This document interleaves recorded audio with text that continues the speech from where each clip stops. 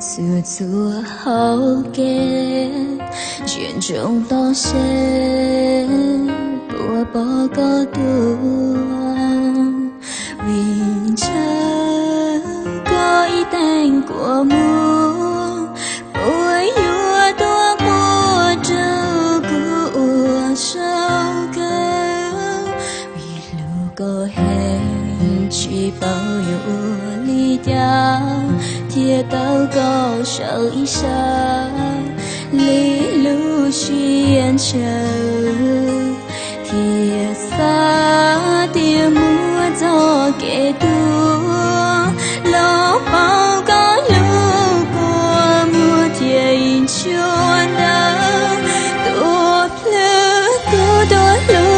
cho tua bữa cứ trao cả số nhau người ya cứ ra cái chia sẻ thâu cứ chơi mùa ra sẻ nhau tua của kia ý sao tua bữa cứ ý mua có gió cứ lưu sẻ kia ý sao còn dài cả màu riêng ơi dài cả màu ý gì chỉ bao cứ ý chuyện xin đưa lý nước nó thiên lý xa luôn đầu hoa cho khó có cầu toa cho uốn thấy cứ lùi chạy uốn nước mua chỉ tao có câu ý gì.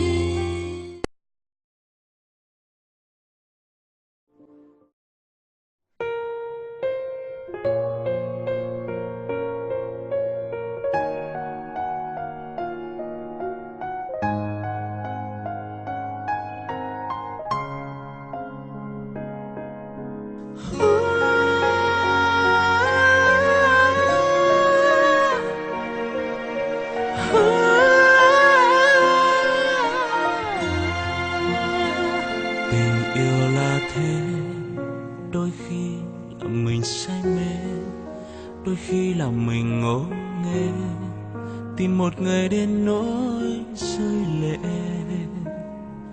Là thế, khi yêu ai chẳng cần biết nữa, khi yêu ai thì dù trong mưa vẫn cảm thấy ấm áp dư thừa. Rồi khi anh thấy em trong tay cùng ngày khác ấy, sao anh quên được khoảnh khắc ấy, em bên ai hạnh phúc như vậy. Thì thôi buông đôi tay và để em đi, xem như ta lần đầu chia ly, cũng là lần cuối nghĩ suy. Thì em cứ đi đi, hãy cứ xa anh và đừng ngẫm nghĩ hạnh phúc ra sao, yêu thương như nào, chỉ thêm thời gian lãng phí. Thì em cứ đi đi và đừng nhớ nhung chi, về đâu khi ta đã lạc mất nhau. Mình buồn vì tim mình đau, mình buồn thì ai thấu đâu, từng lời buông chưa hết câu, nước mắt đã giăng khóe sầu.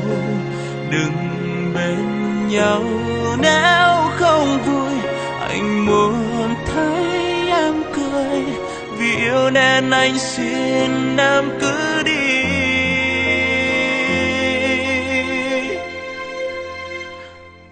Bỏ mặc anh.